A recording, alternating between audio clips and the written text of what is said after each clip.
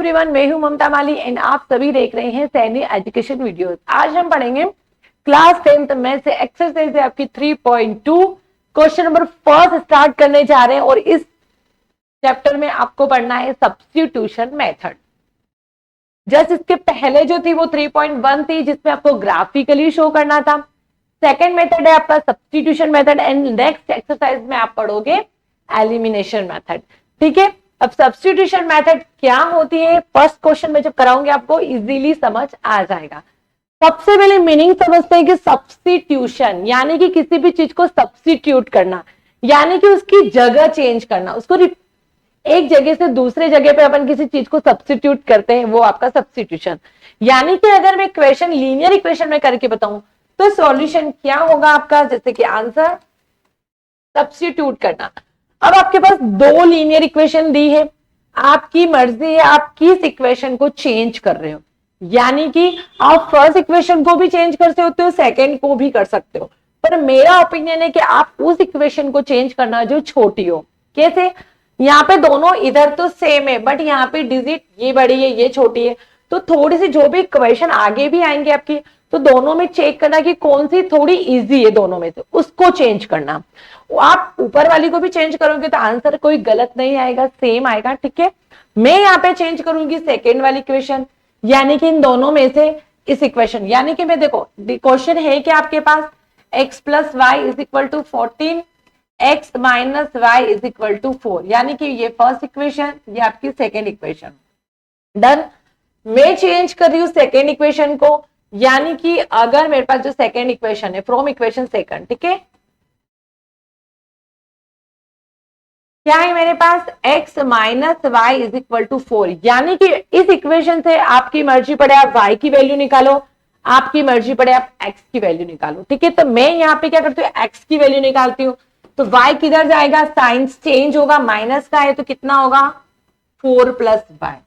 आपके पास नई इक्वेशन बन गई है ये थर्ड। ठीक है, अब आपको क्या करना है, थर्ड इक्वेशन के बाद आपको क्या करना है,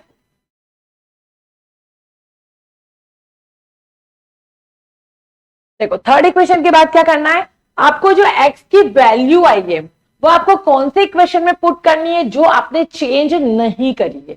यानी कि मैंने इक्वेशन सेकंड को चेंज किया था, मेरे पास थर्ड इक्वेशन बनी है, तो मैं इक्वेशन थर्ड की वैल्यू कौन से इक्वेशन में रखूंगी, फर्स्ट में, क्योंकि मैंने फर्स्ट इक्वेशन चेंज नहीं करी है। अगर आप थर्ड इक्वेशन को इक्वेशन सेकंड में ही रखेंगे तो आपके पास वापस वो ही इक्वेशन का फॉर्मेशन हो जाएगा। तो आपको जो थर्ड इक्वेशन बनी है वो आपको रखनी है जो आपने चेंज नहीं करी है, यानी कि फर्स्ट इक्वेशन में। तो मैं यहां पे रख देती हूं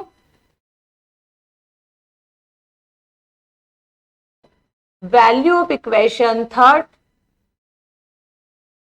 पुट इन इक्वेशन फर्स्ट। ठीक है, value of equation third put in equation first, या value of X put in equation first, आपकी मर्जी पड़े आप वो लिखो। ठीक है, इक्वेशन क्या है मेरे पास, फर्स्ट इक्वेशन क्या है, x plus y is equal to 14। अब मुझे यहाँ पे ये वैल्यू रखनी है, x की जगह क्या रखना है 4 प्लस वाई, x की जगह क्या रखना है 4 plus y bracket close plus y is equal to 14। अब एक चीज और बताती हूँ मैं आपको मैथ्स की, हमेशा ध्यान रखें, अगर ये डिजिट मल्टीप्लीकेशन में होता है, ये y अगर मल्टीप्लीकेशन में होता तो आप मल्टीप्लीकेट करते अंदर दोनों के साथ, बट यहाँ पे प्लस लगा है तो मल्टीप्लीकेट नहीं होगा, ओनली ब्रैकेट ओपन होगा। तो 4 plus y is equal to 14। अब देखो ये आपका 4, y और y कंबाइन होके कितने होंगे 2y इज इक्वल टू 14। अब यहाँ पे ये एक वेरिएबल के साथ है, आपको क्या करना है, कांस्टेंट अलग कर दो, 14 माइनस 4 कितना होगा 10, y कितना मिलेगा 10/2, y मुझे मिलेगा 5। अगर y मुझे 5 मिला, डन, y कितना मिला मुझे 5 बार डिवाइड हुआ। ठीक है, y मुझे 5 मिला, तो y की वैल्यू जो आप किस इक्वेशन में रखेंगे, इक्वेशन थर्ड में रखना। ठीक है, तो value of y put in equation third. ठीक है, जो नई इक्वेशन आपने चेंज करी थी उसमें रखोगे तो इजी आंसर आएगा, ठीक है। आंसर सब उसमें भी रखोगे तो आंसर वही आएगा, बट ये इजी है, ठीक है। तो x is equal to 4 plus y, x की क्या वैल्यू है आपको निकालनी है, ठीक है।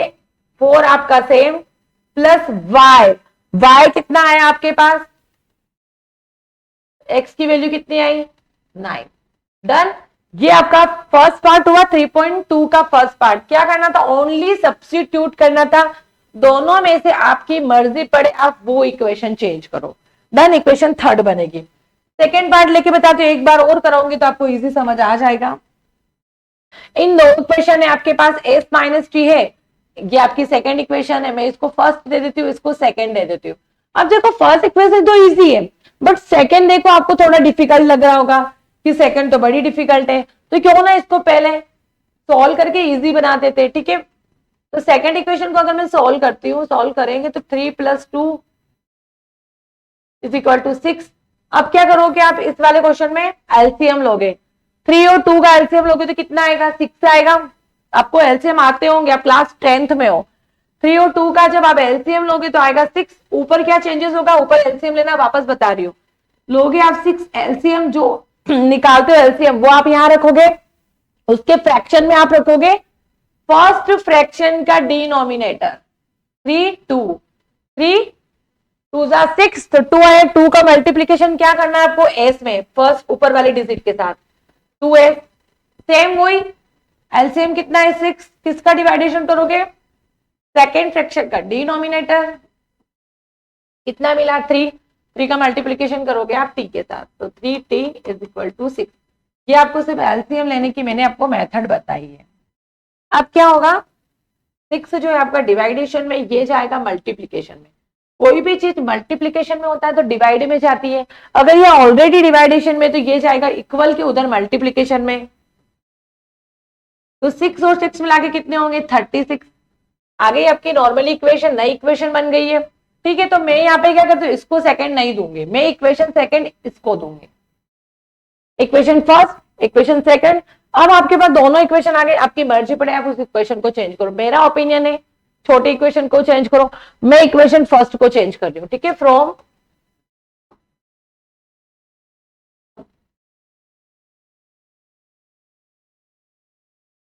फर्स्ट क्या है आपके पास S minus T is equal to 3, ठीक है। मैं इसको चेंज करूंगी, अगर मैं एस की वैल्यू निकालती हूं तो कितनी आएगी मेरे पास 3 प्लस टी, एस की वैल्यू मिल गई मुझे, ठीक है। ये इक्वेशन आपकी होगी थर्ड। मैंने क्या करा, ये वाली प्रोसेस क्या है, जो ये इक्वेशन दे रही थी बड़ी डिफिकल्ट इक्वेशन दे रही थी, तो मैंने इसको इजी करके इक्वेशन 2 को इजी बना दिया। इक्वेशन थर्ड कहां से बनेगी, आप इन दोनों में से, आप इसमें से आपकी मर्जी पड़े उसको चेंज करो। मेरा ओपिनियन हमेशा रहा है कि छोटी इक्वेशन को ही चेंज करें। मैंने इसको चेंज किया, एस की वैल्यू मिल गई। अब इस एस की जो वैल्यू है आप इक्वेशन 2 में रखोगे, ठीक है। जिसको आप चेंज नहीं किया उसमें रखोगे।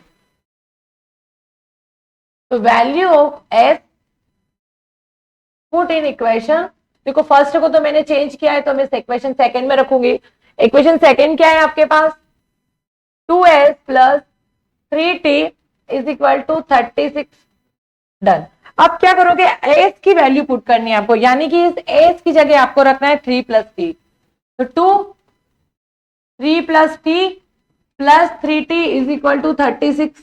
अब देखो मैंने हमेशा इसके जस्ट प्रीवियस क्वेश्चन में आपको पहले वाले इसका फर्स्ट पार्ट में क्या बताया, कोई भी डिजिट अगर मल्टीप्लीकेशन में होता है तो वो दोनों का मल्टीप्लाई होगा, ठीक है। वहां पे प्लस था तो अंदर मल्टीप्लीकेशन नहीं हुआ, यहाँ पे मल्टीप्लीकेशन होगा तो 3 2 6 2t plus 3t is equal to 36।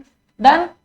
अब क्या करोगे, 6 आपका सेम, 2t और 3t मिला के आपका 5t 36। ये आपका वेरिएबल है, ये कांस्टेंट ये कांस्टेंट, तो आप क्या करो कांस्टेंट को एक साइड ले लो, 6 इक्वल के उधर जाएगा तो साइन चेंज होके जाएगा, ठीक है। तो 5t कितना मिला मुझे 30, t कितना मिलेगा 30/5, t मुझे मिलेगा 6।